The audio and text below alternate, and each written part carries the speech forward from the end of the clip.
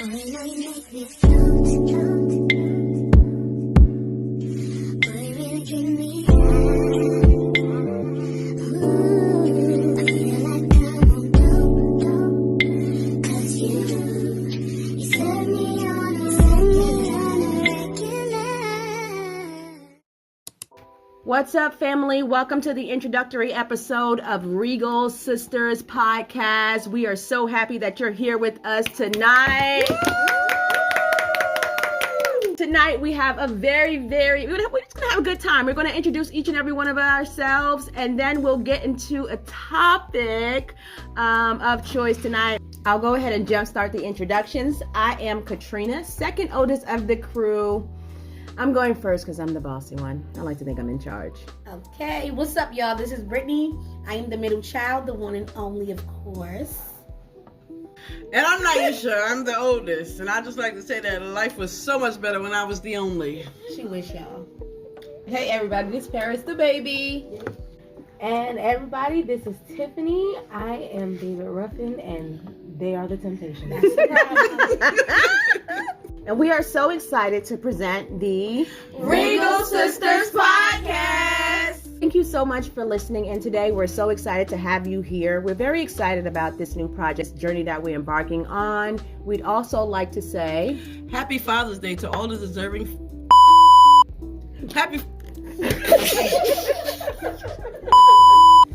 Happy Father's Day to all the deserving fathers out there.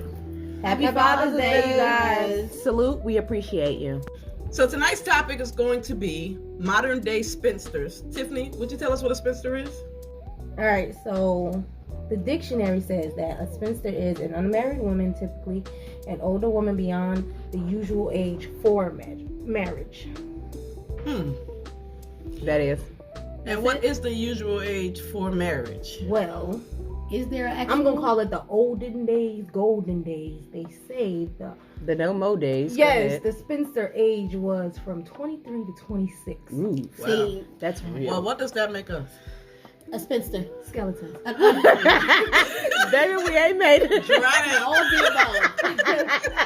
All the So, above. I'm not sure if anyone you know. I'm sure a lot of you know us. And if you don't, we are not married as None yet, of us guys. are married. Not one. Listen, Neither of us lovely God hasn't sisters blessed us yet for that. have been married yet. But you know, Trina, I like what you said earlier. You said you would rather measure 100 times and cut once. That's absolutely right. And, you know, just looking at marriage today, not to say that it's not the goal, because it's still a beautiful thing, it's still ordained.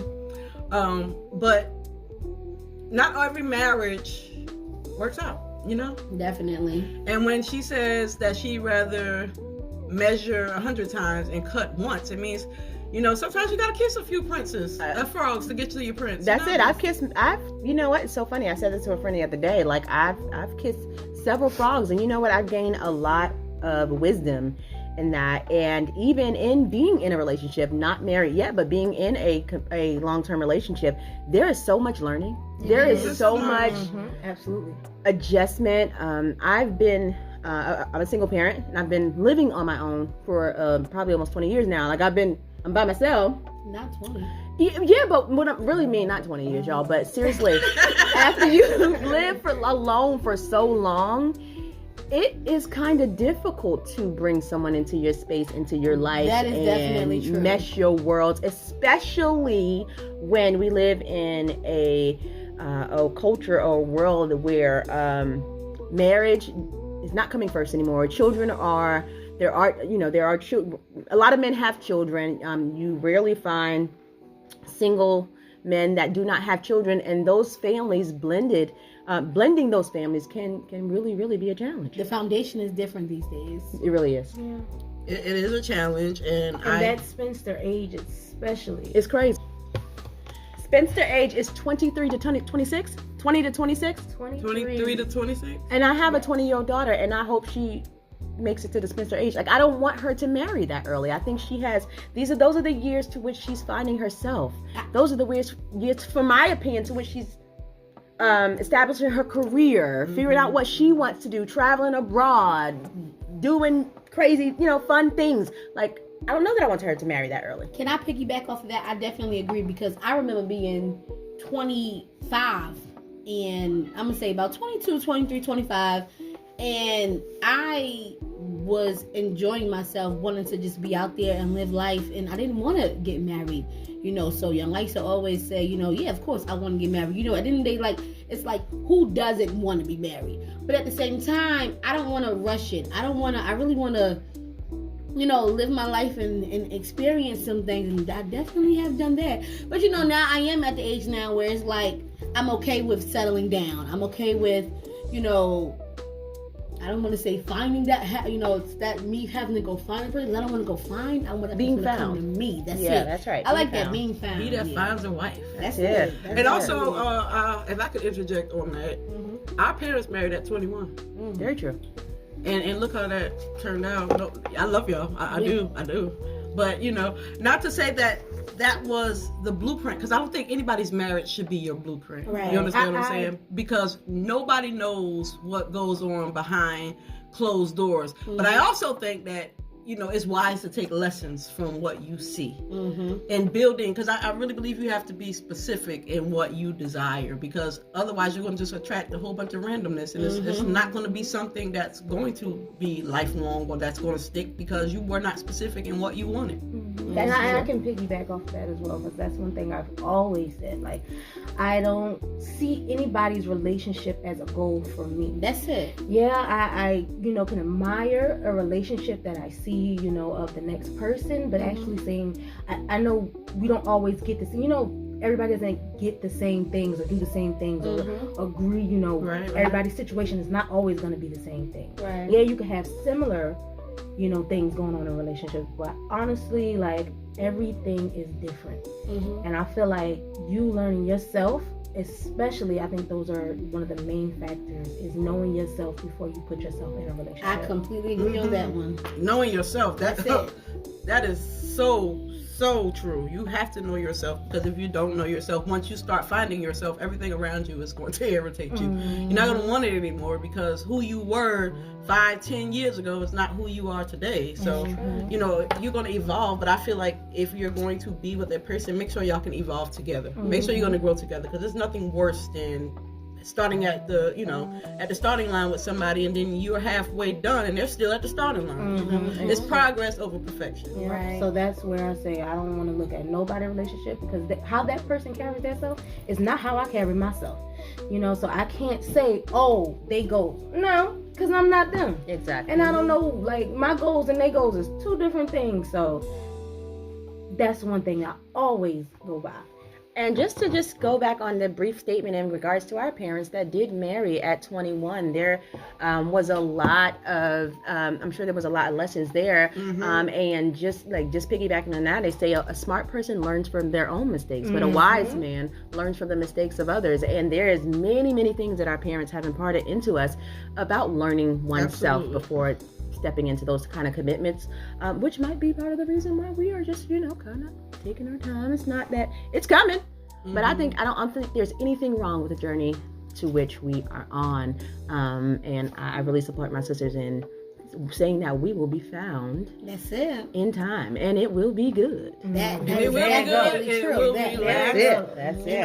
No marrying off of survival, no staying in unhappy relationships because it works out better financially, or it works out better children. for this or for Right. that. And also for the children. I don't have children myself, but I hear a lot of mothers, I don't want to say use that as an excuse as to why they stay unhappy or stay in situations that do not serve them, because they want their children to grow up in a 2-parent household. But you're giving your children PTSD, at the end of the day. Please understand that is a true statement. Let me tell you something. You do more detriment to your children to have an unhealthy mother, unhealthy father than separating and you all learning to figure out, become healthy, and raise your children and co-parent. Absolutely. I am a firm believer in that. Because at the end of the day, your happiness matters too. Yes, you want your children, you want everything, you want to be in a in a household and have your children with you. Who doesn't want that ideal type of family, a type of marriage and everything else? But at the end of the day, even though you want that to, you want to see your kids to see you happy, you want your kids to be happy, you're supposed to be happy too in your marriage. Right. Happy, healthy, in love, all of that. And Satisfied. I want all of that. So I have to wait until that comes for me, then I'll just wait. I'm okay with waiting.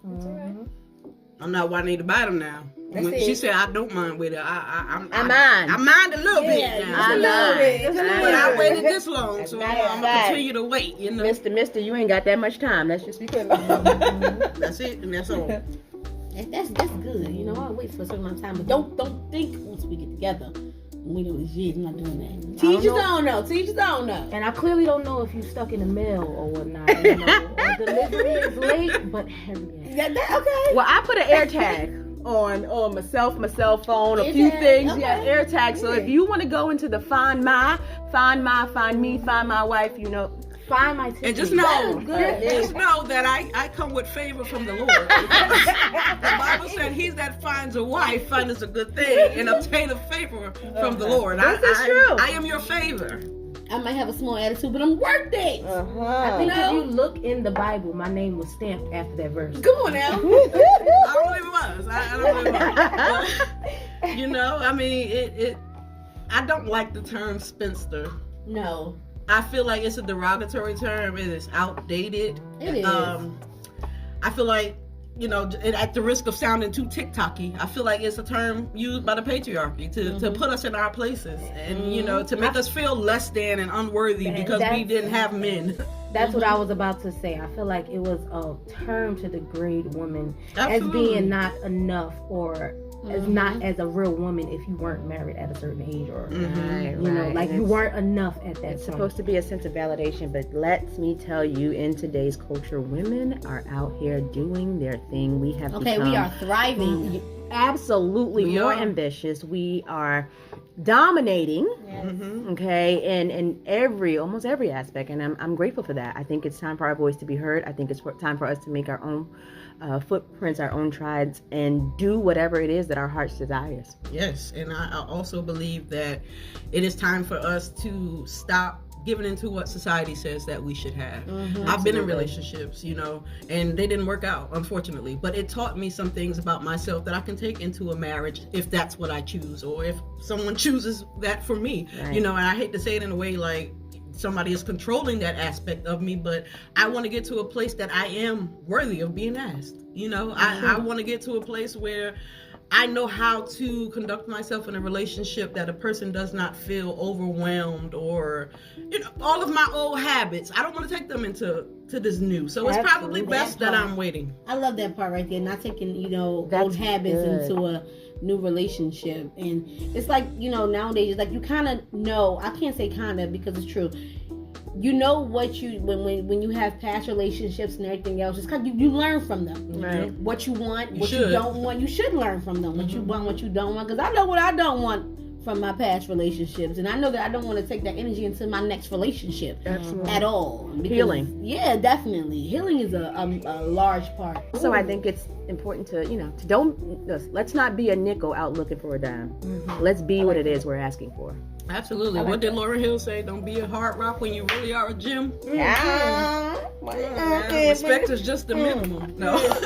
But seriously, you know, we really have to get to a place where we understand that while we may not be the complete problem, sometimes we can be the problem, you know, and it's about working on yourself. It's about, you know, understanding that.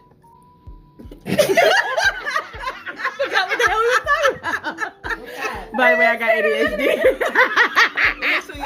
Listen, y'all, all of us got ADD so bad. I'm telling you, ADHD, whatever it is. I have no idea what we've been talking about, but it was good, and yeah, I have enjoyed this conversation. I think it's actually, it's been really good. I think that it's worth the wait. I think we are worth the wait. I think that all of our ambitions, our healing, our finding ourselves, all of those things, it's worth the wait. And I think, you know, when we are, I mean, I kind of think I've been found, but when we are found, it'll be a beautiful thing. That's right. And shout out to everybody who is still taking chances in love. Yes, Nike, that's Sometimes we get so fed up with losing love, and I think I saw a status on Facebook the other day said, "This is my last time. This is gonna be a cat lady with a 1,000 cat." I don't want to be that. Oh, you hell know. no. Hell no. Again, sometimes you gotta kiss some frogs to get to your prince. You This know. is true. Some people gotta fall off. They gotta teach you what you want, what you don't want, and what about you that caused these things? And be your karma. That is oh, over. God. Girl, you That's killed it. that one. That's it. That's a whole nother Baby. can of worms. We don't think about that. Ooh, child. Take a shot for that one. That was a good Baby, one. I'm telling you. As soon as you think you're getting it right, Carmen be like, hold up, B. You think you in love? When we Here we go go. on January 30th, 2018. Listen, oh man. Yeah. And guys, you're not getting away scot-free either. Karma don't forget nobody, and she always gets her man. So all these hearts you're breaking and leaving in the dust because you think it's cute, and you and your homeboys dishing about it in the group chat and talking about how many girls you got, this, that, and the other. I hope, for You know. your sake, Wow. time ain't long as it has been, but Preacher. by the time you grow up and learn, I hope there's some good women left. This is true. That's true. It won't be me, but I really hope That's it. y'all get it together. It's Father's Day weekend though, so we ain't gonna. Yeah, we we ain't ain't gonna go too hard. We gonna chill on We'll y'all let right y'all now. have y'all big ones We'll this spin the block weekend. later on that But one. we'll give you that one for free. Yeah. You know, take that, put in your back pocket. while Let you y'all go relax about for your- the day. Your Father's Day plans. But Mm-hmm. yeah, I mean, I'm not a spinster. I don't accept that label for myself. No, I call absolutely myself a lady in waiting.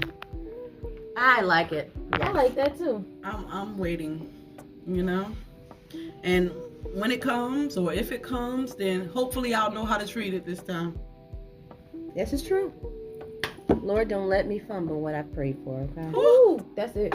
Okay, y'all up in here. That is it. This is a true thing. I'm telling you. Okay, E-E, When I okay? get it, please let me be in a place of receiving it well. And recognizing it. Recognizing Because sometimes, it. let's be real, sometimes the answer to the prayer don't look like what we think it should This look is like. very true. It don't seem like what we think it should be, but it's there.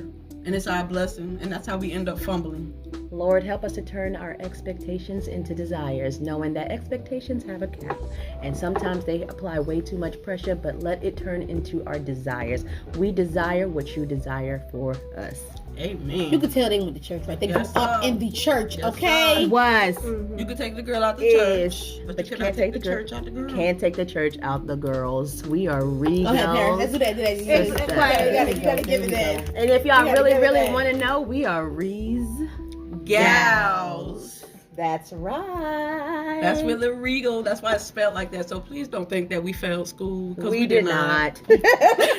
That's just a play on our mother's name. Exactly. Who really has embarked a lot of wisdom and truth and leadership and As determination. annoying as she is. Absolutely. But she's instilled all of that into us with the love of the Lord, and we operate in that, and we are grateful. And we're grateful for this journey, and we are grateful for you.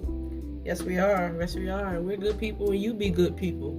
Okay, so to wrap this up, we just want to say thank y'all for, tuning in to our first episode for tonight. We just want to say, A Reegal you. a Reegal me. Let's create This dynasty. Thank you guys. Good night from David Ruffin and the Temptations. Bye.